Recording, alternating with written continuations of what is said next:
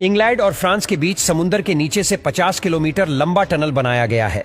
उस टनल को बनाते समय जरा सा भी पानी का लीकेज होता तो सारा समुद्र का पानी टनल में घुस जाता, सब कुछ तहस नहस हो जाता और किसी भी शख्स की बॉडी ढूंढनी मुश्किल हो जाती।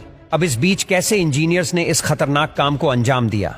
मशीनों को समुद्र के 250 फीट नीचे कैसे ले जाया गया? सब सवालों के जवाब आज हम आपको इस वीडियो के जरिए देंगे।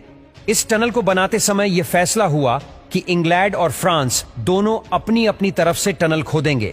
ये काम इतना बड़ा था कि 10 टीमों ने मिलकर इस काम को पूरा किया। टनल को खोदने के लिए टनल बोरिंग मशीन का इस्तेमाल किया जाना था, लेकिन आज से पहले 50 फीट के डायामीटर का टीबीएम मशीन बना ही नहीं था और इसीलिए एक नया टीबीएम मशीन हजारों मील दूर बनाया गया। यह मशीन हाइड्रोलिक की मदद से आगे बढ़ेगी। आपने टंगस्टन ब्लेड्स की मदद से मिट्टी खोदेगी और कन्वेयर बेल्ट से मिट्टी बाहर निकाली जाएगी। मिट्टी खोदने में खतरा था और इसीलिए पहले जांच हुई और पता चला कि इंग्लैंड वाली साइड एक चौकी लेयर है और वहां से पानी का लीकेज तो नहीं होगा, लेकिन फ्रांस वाली साइड जमीन के नीचे क्रैक्स बहुत थे और इसीलिए उस तरफ खुदाई के लिए खास तरह की टीबीएम मशीन बनाई गई, जो कि सबमरीन का काम भी करेगी और उससे अगर दुर्घटना भी हुई तो काम कर रहे लोग बच जाएंगे। इस मशीन के पुर्जों को पहले अलग किया गया और तब जाकर पुर्जों को नीचे जाकर असेंबल किया गया। 2 साल तक लगातार वो खुदाई करते गए, लेकिन यहाँ खुदाई के समय ढीली जमीन को सील करना बहुत जरूरी था, क्योंकि अगर समुद्र के पानी ने रास्ता बना लिया तो तबाही मच जाएगी और इसीलिए टनल के साइज के गोलाकार कंक्रीट स्लैब को टनल में फिट कर दिया जा रहा था। कई सालों तक यह काम चलता रहा, लेकिन सभी इंजीनियर्स को एक ही बात टेंशन में ला रही थी कि अगर टीबीएम मशीन आगे चलकर आपस में ना मिली तो यह सारी मेहनत बर्बाद हो जाएगी।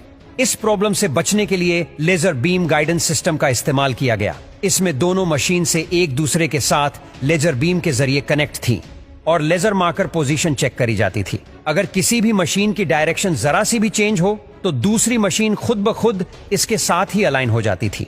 जब 100 मीटर रह गया तो इंजीनियर को यह चेक करना था कि यह लेजर गाइडेंस सिस्टम सही से काम कर भी रहा है या नहीं, और इसीलिए इन्होंने जब 100 मीटर बचा तो एक रोड को दूसरी साइड भेजा और इससे पता चल गया कि दोनों मशीनों में सिर्फ 10 इंच का ही फर्क है, जो कि इतना चल जाएगा।